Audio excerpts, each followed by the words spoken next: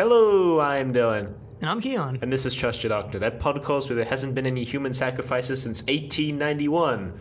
Because this week we watched Canine and Company. You gotta sound more enthusiastic. This week we watched Canine and Company, because Canine's back. Anyway, it was written by Terrance Dudley.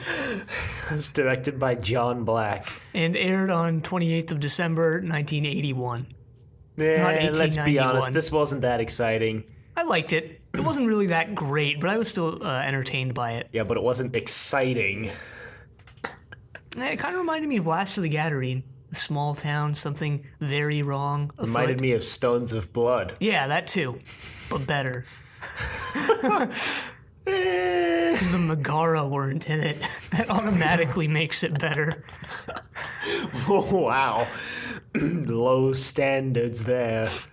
Yeah, well, that's what you develop low standards after watching 500 plus episodes of Doctor Who. Well, anyway, this only exists because there was a big fan outcry about J&T writing out Canine. Yeah, both of those. Because Canine's awesome. And he was like, okay, fine, I'll give Canine his own show. And everyone at the BBC was like, yeah, I'm totally behind you. But all those people end up quitting or moving on to other jobs. So no one was actually behind Canine and Company when it aired. So it didn't get any more than one episode. Which might be okay. Maybe. They were planning for 6 episodes. I enjoyed it for what it was. Oh, boy. And then there's the Australian Canine show from like 5 years ago. Yeah. So that's and then there's the Sarah Jane spin-off from like 10 years ago. Yeah. So Sarah Jane's in this, if you didn't already know, which you probably did. She's back too, which was nice. 2 cool companions back in at action. It again with they never met each other. Yeah, but they're still back. Well, back is they're not really back on the show. They have their own show. To when they were there. Anyway, it opens with this cult with this picture of this old scientist lady. Yeah, does it open with that or does it open with the intro theme song credits? It might open with the intro theme song credit thing. That was interesting, to say the least. Oh, yeah, I think it did, because I wrote Stones of Blood, like, a little bit into my notes. So, yeah, it opens with the interesting theme song. Features Canine on lead vocals. Yeah. John Leeson going, Canine! Okay, sorry. Yeah, it sounds pretty techno-ish. Like... Yeah. 1981 techno. Apparently it was supposed to be a full orchestrated score. But Peter Howell was like, nah, we'll just keep the techno vibe. Because Ian Levine wrote the theme, and then Peter Howell arranged it. Yeah, Peter Howell also did the music for this.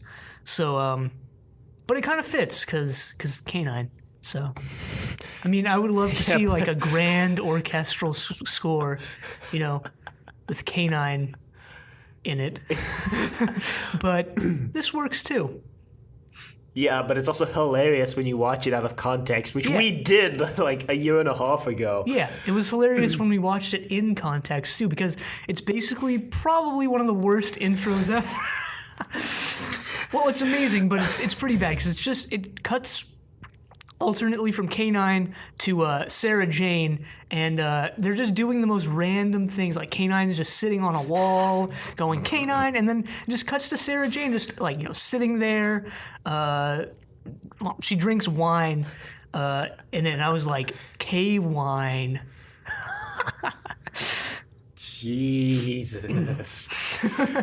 But no, this actually sort of foreshadows what the episode is gonna be. Because this intro was just, let's put Elizabeth Sladen in a different costume in every shot.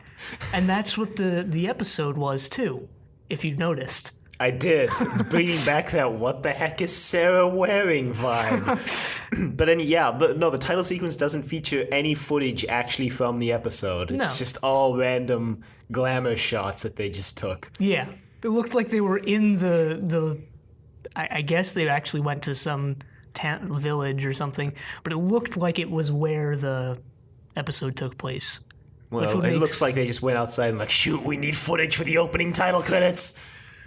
And just shot like Elizabeth Sladen just wandering around posing. She's like outside the local pub. Anyway. And then it opens with the cult. And they're all saying, Hecate, Hecate, Hecate. Yeah, I don't know what that means. It's probably some I think satanic weird mixture of local I recognize the name. And biblical thing. I recognize the name, but I can't place it right now. And then it cuts to the actual scientist lady. They got the picture, and then it cuts to her looking at a newspaper with the same picture. Yeah, they're wearing, a couple of them are wearing like these goat head things. Yeah. Look pretty satanic. And they have pentagrams drawn on them. And it's revealed that she's a scientist. Yeah. And this is Sarah Jane's aunt. Yeah. Aunt Lavinia, who I think Sarah actually mentioned her in her very first episode. Yeah, because she was impersonating Aunt Lavinia to get into unit. That's how she met the doctor. Yeah. So Aunt Lavinia has been called to America. The land of the... Okay, never mind.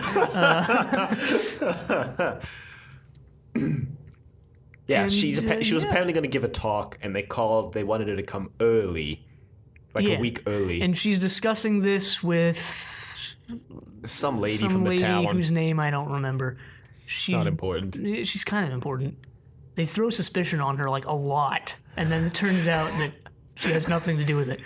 But unless she actually did have something to do with it, and she just completely got away with it, got off scot-free. But anyway...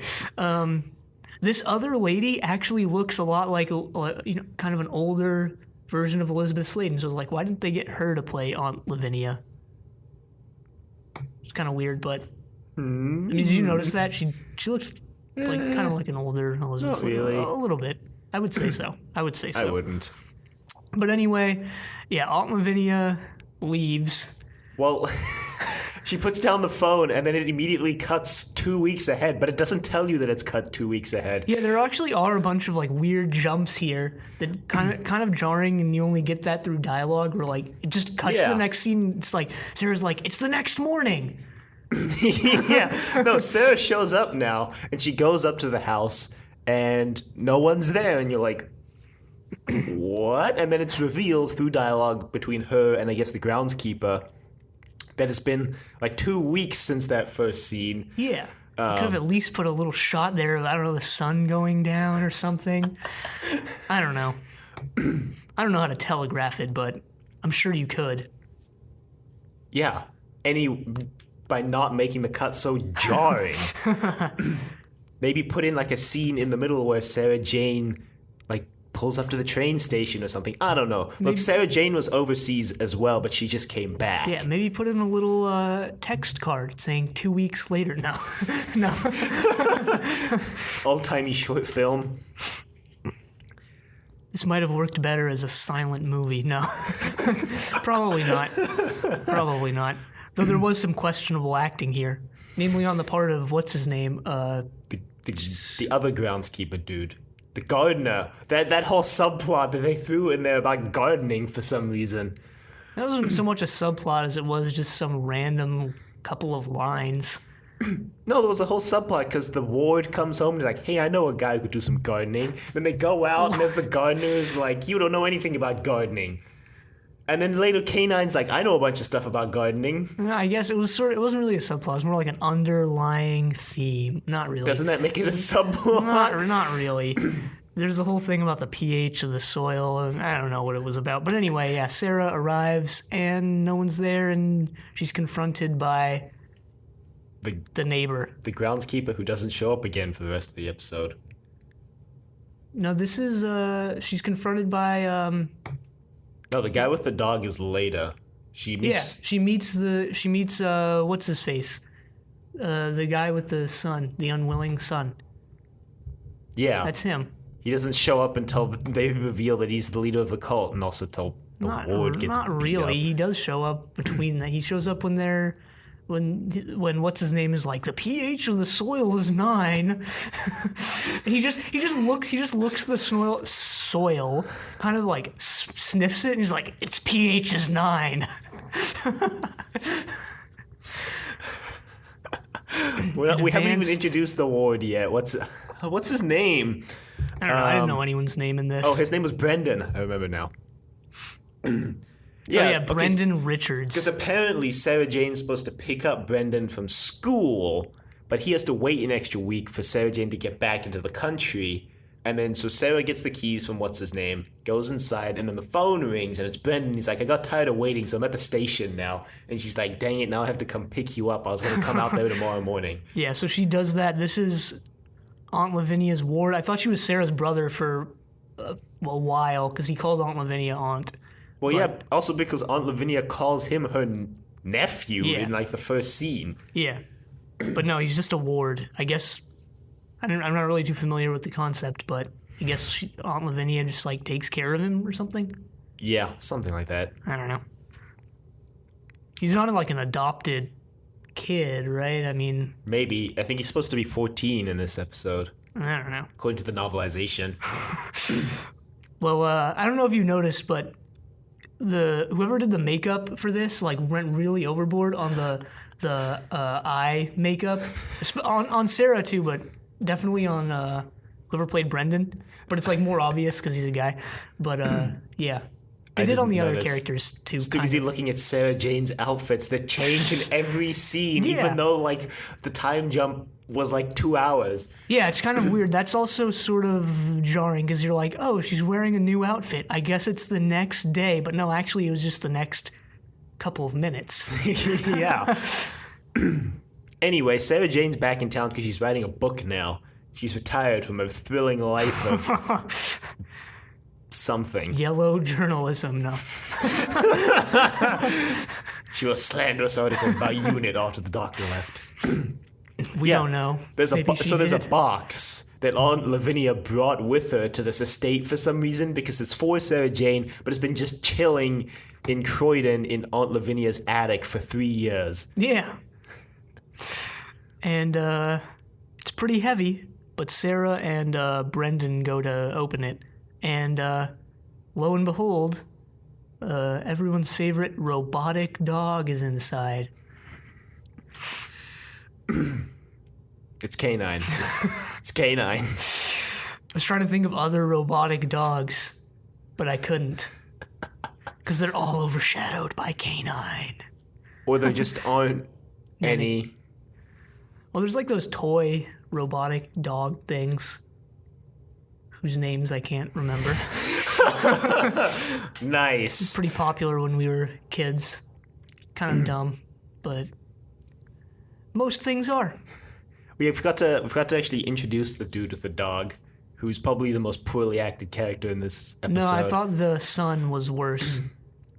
What's his name's son? The sketchy guy's son. Nah, I think the guy with the dog. What was his name? I don't know. The guy with the dog who isn't canine. Yeah, and he even makes sly comments about his dog. He's like, dog's a man's best friend, and a dog should know his place. Yeah, he like tells the dog to sit, and he's like, look at that. Perfect obedience. And I'm like, yeah, just try that on canine. You're going to get blasted.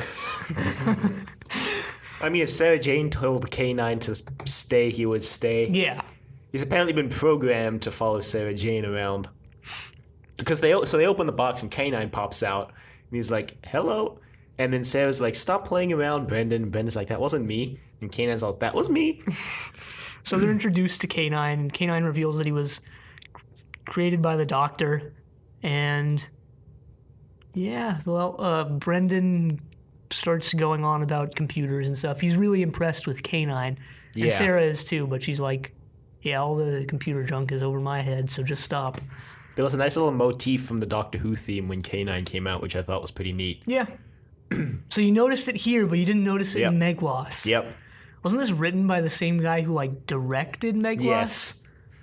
I'm sure that has nothing to do with it. No, probably You not. should go back and watch Meglos. Why? to notice the theme. Just for that. Just watch episode 2. It was in episode 2. Not worth it. Worth it. Definitely not worth it. I would watch Meglos again. You need to watch Pyramids of Mars again first. Well, Meglos is like second on my list to rewatch if I ever get around to rewatching anything. Really? Not Armageddon Factor? Well, now that we mentioned it, no, Meglos.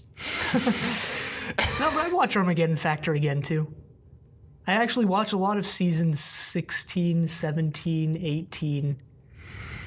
So like stories. half of Tom Baker's run. Yeah, because it was the best era of Doctor Who so far. And probably the best ever. We'll see. We will see. But that's neither here nor there.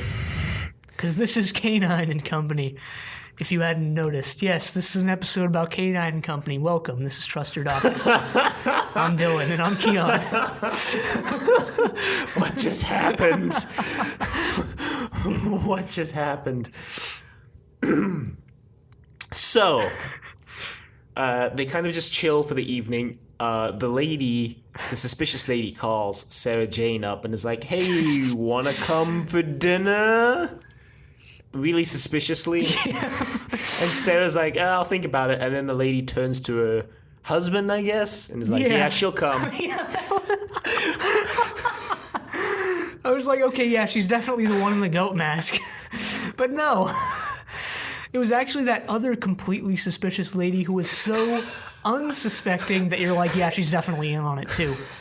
Everyone in this town is in on it. What is going on? Well, there was the lady who called Sarah over for tea the next day. The sweet old lady. And you're like, okay, it's obvious that they're just trying not to throw suspicion on her by making her so friendly and just kind of a nice old lady. But then it's like, yeah, she's obviously the one, because... She's Neo. Yeah. And Sarah Jane is Agent Smith. Anyway, so Sarah goes to meet the suspicious lady number 1. It would really help if we knew all these people's names, but... Yeah, it would. So kind of like any random episode of Doctor Who here, we don't know anyone's name. Okay. The gardener's named Tracy, apparently. George Tracy, and his son is Peter. Yeah, the poorly acted son. Oh yeah, there's this other subplot, which is actually part of the main plot about Lavinia discovering witchcraft in the town, but she wrote like a scathing article denouncing witchcraft, and they're all upset with her because of that. Yeah, plus she's new to the town, so this is a pretty inclusive community. Inclusive as in they only include themselves and not anyone who tries to come in. But yeah, she just moved there a couple years ago, and supposedly she got on well with them, but I don't know if that's truly the case. But they don't like her because she wrote this article about black magic. Yeah. I think the guy with the dog was named Vince. Vince. And then there was Juno and Howard Baker, who were the suspicious lady, and her husband. They're named the Bakers because... Tom Baker. Because of Tom Baker. Howard didn't do jack, let's be honest. He was only in for like one scene. Best character. What if he was behind it all? So that's pretty much everyone that's important, I guess. Yeah. Who was the guy who drove the tractor into the street while Sarah Jane was driving? I don't know. Probably just some random dude. Yeah. Nigel Gregory. Oh no! We're not connected to the internet! Oh no! Okay, so Sarah goes out for tea with the Bakers, or dinner, sorry, with the Bakers, and Brendan gets attacked. Yeah. He's kind of a damsel in distress for most of this. Oh, we forgot to mention Vince is there when Sarah comes back with Brendan, and he's like, hey, I let myself in through the back door. And then as he's leaving, he's like, make sure to lock the back door, because apparently Aunt Lavinia always left her back door unlocked. Well, there's actually a lot of this, just people walking into people's houses, like, hey, what's up, we're here. I don't know, I guess since it's like a small town, they're probably more comfortable with that, but we'd never do that here. But there's a giant witch coven just outside. But they're all in on it, so it's cool. It's not like apparently except for Juno and her husband, apparently they're not in on it, so I'm sure they don't just... Never mind. What, have their own competing witch coven? Maybe they do. The town is split in half. It's competing witch covens. That would have made for Who an can interesting sacrifice episode. the most? No, it's cool. They haven't made any human sacrifices since 1991, so it's okay. That doesn't make it okay. Makes it more okay. Not given the fact that they try to make a sacrifice in this episode. They just try. They don't succeed. So I'm sure everyone can just look past the attempt. That's not how that works. I mean, all's well that ends well, Just right? a gold star for trying and get off scot-free. Yeah, no one died except that police officer. He wasn't that important. Was that PC Carter who died? I don't know. PC Carter was the guy who came to take a statement in a second. But Brendan gets attacked and K9 rolls in and just starts capping all of them. Their behinds. And Brendan ties up the one that K9 actually got, and tries to... With his tie. So you can imagine how effective that is. Not very. Yeah. Which we see in a moment when he just unties it himself. Yeah, Brendan tries to get Peter to tell him where he's from, and he's not talking, so Brendan goes to chase down the other guy, and then Peter escapes. And then Brendan's like, oh, shoot. Yeah, Peter just keeps telling him, you have to get out of here, because he does attempt the kidnapping, but apparently he's like a conflicted character, because he's not totally on board with it. And God, that scene where he just breaks down crying later was just cringe-inducing. You sound so upset about the fact that he was a conflicted character. Were you upset by his poorly acted conflictedness, or were you upset that he was a conflicted character? Well, it was his poor acting as a major part of it, and then, like, they don't really set him up that well. It's just like, here's this character. Oh, he's conflicted. Look, they didn't set a lot of seconds. things up in this serial/episode, but I actually agree with that. Yeah, I enjoyed... Well, they didn't really need to set up Sarah Jane. No, but they needed to set up the conceit of the series, and they didn't really do that. We'll probably talk about that at the end. I do think they set up Brendan well. He was a cool character, actually. So, the next morning, apparently Peter and his dad broke one of the gardening things that's just on the property. Yeah, what was his... Tracy, right? That was his dad. That's their last name, but I'm just going to refer to him. George Tracy. So, Tracy... Elder goes out into the garden, and K9 comes out chasing him, and K9 shoots down something or the other.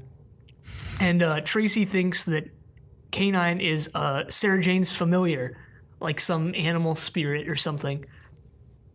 So he goes to one of the police officers. This is a little bit later. There's more in between this, but he goes to one of the police officers and tells them they need to take action. And that was kind of an interesting scene. Police officers like, nah, these are the most useless police officers in the history of Doctor Who, and we've had some pretty useless police officers. Well, no, I mean, he's Oops, sorry. trying not to be involved with their satanic cult, and then, because he's like, I have my duty as a police officer, I can't go around kidnapping and killing people, and then he's like, these are higher duduties. No, I'm talking about the uselessness later when they report Brendan missing. Yeah, that too. So Tracy thinks it's a dog, or he's trying to convince Vince that it was a dog. Actually, just to go back a little bit, when K9 rolls out into the garden, you see a gnome. Why is that important? Because K-gnome. What? I think this is probably the first gnome on Doctor Who or something related to it. Great, now we can start Gnomewatch. Gnomewatch, yeah, that's great. Probably should. I'm pretty sure this is going to be the only one for quite a while, or maybe just the only one ever. So congrats, gnome. You're the only gnome. Gnome for president. Hey, with our options right now... No, I'm just kidding. Let's not go there. Let's just not. I actually hate politics if I haven't mentioned it on the show before, but I think I have. Tracy's trying to convince Vince that it was a dog, and Vince is like, I don't know. Vince isn't buying it. And Sarah's like, hey. Sarah starts acting really suspiciously in this scene. She, like, fills in all of Brandon's sentences and cuts him off a lot. And I'm like, Sarah, what are you doing? I didn't notice that. Yeah, Vince is like, is he okay? And Sarah's like, of course he's okay. We've already filed a police report. Well, this is when she's starting to get really suspicious. Of everyone. Yeah. Well, rightly, because they're all in on it. Oh, except Vince and the Bakers and the policemen. Well, so actually a majority of people aren't in on it. The policemen know about it, but they don't really want to participate. But that doesn't make them participants in it. I think it doesn't make them participants in it, but it makes them in on it. They know about it. They know about it, but they're choosing not to act on it. That doesn't make them in on it. I would say they're not in on all this human sacrificing bojo. They're in when I say in on it, I mean like they know about the secret witch cult that's like kind of not a secret, which apparently some people just don't know about. I guess I would assume. I still think all the characters who got off scot-free were probably like the ringleaders. Because I mean, they cast so much suspicion on the Bakers. Yeah, why? Just to mislead you, I guess. Well, it's not that misleading because it's only a 50-minute episode, so. Yeah. I feel like it's less misleading. Well, this is like half a Doctor Who serial, but I still feel like it's less misleading if you kind of break it up, even if you just watch one episode a day. It's kind of because you like think about it for a while. You're like, could this be that or could it be the other? Maybe. But I don't know. When you just get it all at once, I feel like, okay, you're just kind of watching the action unfold. You don't really stop and think about it too much. Unless you take a break in the episode, which I didn't. So, the police officer shows up, and he's like, I'm going to take your report now. And quote, unquote. Brendan gives him the report, and the police officer's all, thanks, bye now. Yeah, this is the scene where they go on about pH for a minute. Brendan sniffs the soil. He's like, it's a pH of 9. Isn't that a bit too alkaline? And Tracy's like, no, we have pH 5 over there, pH 7 over there, and pH 11 over there. I was like, what? Maybe the witchcraft is a cover for the marijuana operation. Maybe the witchcraft is raising the pH. Somehow. Maybe all the blood soaking into the soil. No, I don't know. Blood is basic, I think. Yeah. Jeez. So, yeah, I don't know why Brendan is so obsessed with the gardening practices of Tracy, since he seems to be way more interested in computers, since he's also taking additional O-levels in extra math, physics, and biology, I think. Yeah, I don't know what O-levels are. I'm guessing it's just some... They're like APs. For you American listeners, all 7 of you. Yeah. I think. So.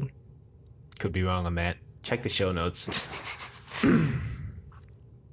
So now, Brendan gets kidnapped. Well, so Sarah Jane's working on her 1981 era typewriter to type her book. And Brendan's like, I'm gonna go sleep now. Looks the same as today's typewriters. We don't use typewriters today, but the ones that they still make look like this. Yeah. Haven't really evolved much. Typewriter technology is still stuck in the 80s. Unsurprisingly. So, yeah, Brendan's going to bed and he's going to lock a door and someone's like, psst, and Brendan's like, what? And he gets kidnapped. And Sarah Jane, in the immediate next scene, she, like, goes to lock all the doors, I guess, and comes back dressed in, like, a kimono. She's like, oh, books on witchcraft. This looks pretty suspicious. And it cuts to, like, the next morning. She's like, I haven't seen Brendan. His bed hasn't been slept in. And then K9 is like, affirmative. Not really. I don't know. K9 did surprisingly little looking back on this. He just sat there and went, affirmative? Affirmative? One of my main issues with this wasn't really an issue because, like I said before, I actually did enjoy this, but K9 did the same thing in this episode that he did in Doctor Who, which was just sit there say affirmative when he had to, and gun people down. Yeah, I'd be a smart ass. Yeah, pretty much.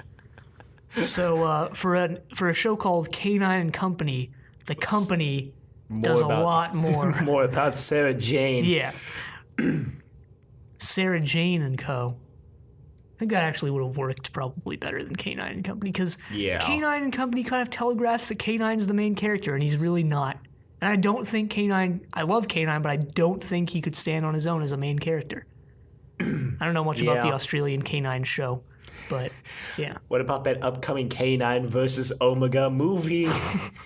Was that real? Yes. We had this discussion when it was first announced, but I'm still having a hard time believing that that's real. You don't think Canine, the mechanical robotic dog, can take down one of the most powerful Time Lords of all time? Omega is just a joke, let's be honest. Anyway, I could take down Omega. Really? Yeah. Hefty claims. Hefty claims. Well, if you're out there listening, Omega, let this be a challenge. Anytime, anywhere. You're gonna throw down with Omega? We'll do it at high noon. High noon? Yeah, in what's it called? What was Tombstone, Arizona. No, I was gonna say OK Corral. No. I was gonna say the weird space that Omega is trapped in. I forgot what it's called. That space. I don't know. Well, whatever. Sarah Jane is like, where's Brendan? It's like the something dimension. She goes to the police and's like, Brendan's missing now. And they're like, oh, okay. And what do you want us to do about it? On the wall of the police station, there was a poster that said, how to injure your child without actually trying. Pretty poor wording there. I was like, oh, okay. I guess the police are just advocating domestic violence now. When don't they? No. It's a pretty loaded statement. There's plenty of loaded statements you can make about the police. Let's not go there. Let's not. So the police are like, we'll look into it. And Sarah's like, okay. I'm pretty sure the Bakers are in on it. And they're like, yeah. So she goes to get Canine. And Canine's just been studying up on witchcraft books, apparently. He's been reading them and somehow turning the pages. Maybe he's just vaporizing the page, the page, so he goes to the next page, and when he's done with that, But how would he get the information on the back of the page then? He would only get all the fronts. Maybe he just skips it. Or maybe the paper's so thin that you can just read through it. Backwards. Seems like a critical plot flaw to me. Ruins the episode. That Canine can't turn the pages? Yes. Immersion lost. Episode ruined. It would have been good if it weren't for this. So Sarah Jane gets back and Canine's like, please give me a map. Well, see, this is when Canine starts taking action and being his own dog. Not really. Being his own computer really. For like half a second, and then he kind of just tags along with Sarah as she goes and visits the local churches. There's 8 of them in a 5-mile radius. Same with here. There's like 8 churches within 5 miles of where we are sitting right now. Yeah, but this is supposed to be a small town. Yeah, I know. We're in a relatively big city. Yeah, so they're either crazy about religion, just can't get enough of it. Religion, can't get enough of it. Or they're running a satanic cult.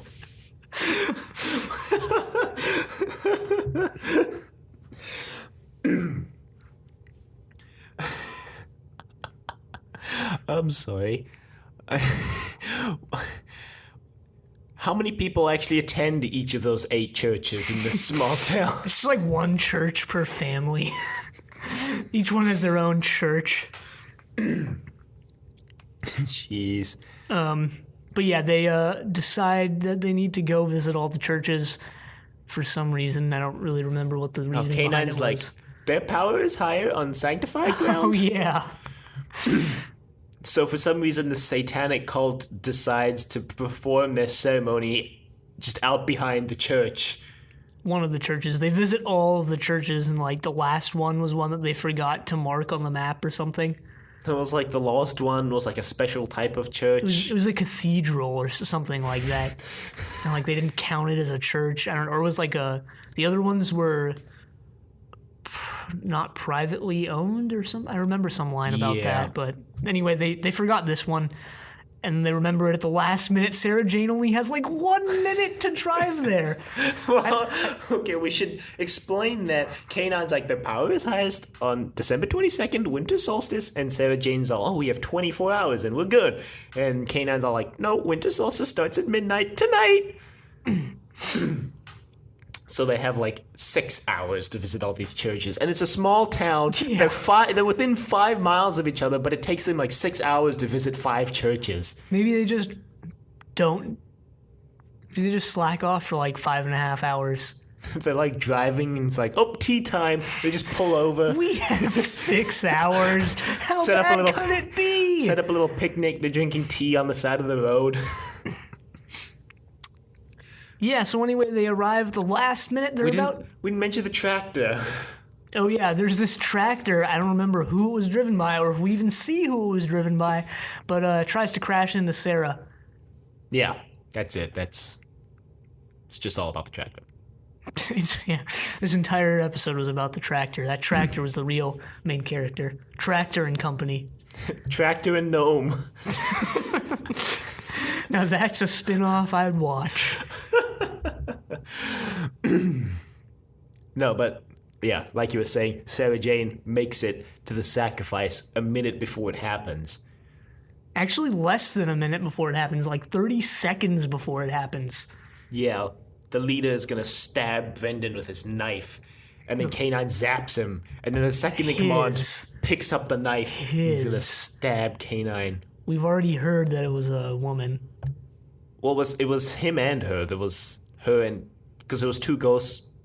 There was two goat mask-wearing people. One of them was a dude, and one of them was a girl. We didn't know which one was first, so I am okay. Well, we hear her talking. Do we? Yeah, you do. There was also that goat, like, on the street. So, I don't know, maybe that was a bit of a tie-in. Foreshadowing? Not really foreshadowing, but... No, we hear her talking. But I'm pretty sure the guy was going to stab Brendan first, and then... Anyway, they both try to stab Brendan, and K9 zaps both of them. Yeah. He actually waits until the knife is about to come down to do it. Yeah. So now it cuts to, like, Christmas morning. Oh, yeah, police officer died. It cuts to Christmas morning. Another great reason not to have bike cops. Bike is in bicycle, not motorcycle. Yeah, cuts to Christmas morning, because this was all supposed to be right before Christmas. If you hadn't guessed, we even mentioned it was December 22nd. We forgot to mention, they throw more suspicion on the Bakers when Sarah Jane's going to go out to look at the churches, and they call up yeah, you should come to dinner. We'll have you in bed well before midnight. Turns out it was all just a huge coincidence. So she goes to Christmas at the baker's house, and then her aunt calls and is like, hey, I sent a telegram through my business partner, Tracy. Hey, did that satanic cult try anything? Yeah, they were a real pain in my side, too. Sorry I didn't warn you about them. No. Yeah, no, apparently they arrested everyone involved with the cult, so, like, the entire town. Except the bakers. Yeah, the police actually did their job. Hey, you're the one telling me to not make loaded statements about the police. Well, I'm not making a loaded statement. They actually didn't do their job until they were going to sacrifice a human. Should have just sacrificed that goat, like they were doing in Stones of Blood. No, they could get along really well with the Kaliak worshipping group. Maybe it's the same group. Maybe it's a revival sect of the Kaliak group. Anyway, K9, it ends the episode with K9 trying to sing We Wish You a Merry Christmas. And failing at first, and then succeeding. Feast of Canine.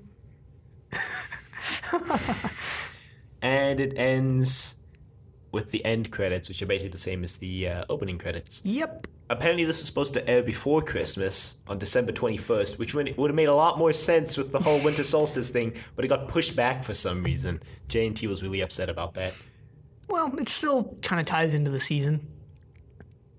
The actual, not the season of Doctor Who that's coming up, but like the winter season. I guess, but mostly anything Christmas related ends after Boxing Day, so... Boxing Day. Yeah, it's when you go out. I know what it is. I know what Boxing Day is, but we don't have that here. Oh, I was going to say it's when you go out and box your best mates. Actually, Brendan makes this comment near the beginning of the episode, like, the Americans really don't go in much for Christmas, do they? And I was like, how wrong can you be, son? How wrong can you be? Yeah, and Brendan gets saved, and that's the end of K9 and Company. The following 5 to 6 episodes don't get commissioned. Nope. And, You'd have to wonder what kind of PTSD that Brendan must be going through from being captured by a cult and almost sacrificed. he seems all right. I think he'll be fine. He's actually kind of a cool character. When he first showed up, I was like, he's just going to be some annoying kid, but I kind of liked him. Yeah, he was decent. So at least the principal 3 that this show would have been about, Sarah Jane, Brendan, K9, is a good, good... And the gnome. Yeah, how can we forget the gnome? You were the one who brought up the gnome. They were so pretty decent little trio there, and I would have been interested to see what kind of adventures they could get into next. But like I was saying, K9 kind of just he does what he does in Doctor Who, so yeah. I don't know if that's a good thing or a bad thing, because like I said before, the more I thought about it, the more I realized I don't think K9 could really stand on his own treads or wheels. They actually they made a point of that he's on wheels, and I was like, isn't he on treads? Wasn't there some piece of media that said he was on treads? I don't know. But yeah, I don't think he could exactly stand on his own as a main character, which no one obviously did, because Sarah Jane is the main character. Yeah. But I enjoyed this episode for what it was.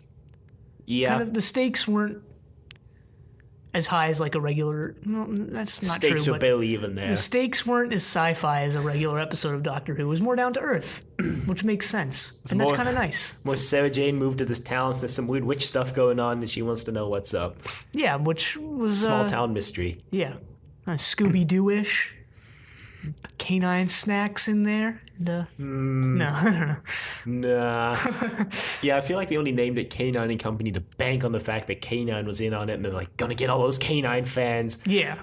Yeah, well, Sarah Jane and K9 was, I think, a working title for this, and that's probably a more apt title, but Yeah. K9 and Company is a nice title, too. Well, I mean, this specific episode is A Girl's Best Friend. Yeah. Which is... When the satanic cult showed up, I was like, so are these the girls' best friends? Sarah Jane joins the satanic cult. The rest of the season is about her and her cult shenanigans. No, that's a spin-off I'd watch. No, not really. Is there a spin-off you wouldn't watch? No, not really. Great. Stubbs and Cotton now, please. Hey, I've always wanted a Stubbs and Cotton spin-off. Except Stubbs is dead, so it would just be a Cotton spin-off. Maybe he could drag Stubbs' corpse around and just pretend... I think you made the same joke in that episode. It could be set pre-Mutants days. Yeah, I guess. What would it be about, though? Nothing? Okay, it would be about Stubbs and Cotton just being regular old guards, and all the sci-fi shenanigans would happen around them, but they would always conveniently miss it. That would be pretty boring. So perfect for Stubbs and Cotton. No. Exactly. Mutants was the best Third Doctor serial. Just want to reiterate that. We don't really have anything else to say about this. I enjoyed it for what it was. It kind of just exists. Yep. It's a weird little anomaly. I'd say check it out if you've never watched it. Pretty enjoyable, in my opinion. Pretty enjoyable. You can find it. It was released once on DVD, I think, in a collection with the Doctor Who serial, like Canine Tales or something. Tails like Tail. No. Look, he has ears and he even has a tail. Thanks, Brendan. Thanks. So email us at thedoctordecoravegetable.com. Questions, comments, concerns, angry rants, love letters, canine fan fiction. Please.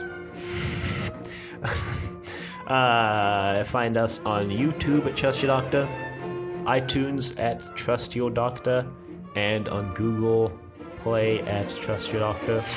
Also check us out on Facebook, also obviously Trust Your Doctor, and like us on Facebook, and also check us out on Twitter at TYD Podcast, and follow us on Twitter. And next week, we put an end to the Tom Baker era, wrapping everything up in our 4th Doctor retrospective, which we're doing with Krynoid Podcast, so look forward to that next week. But until then, the end.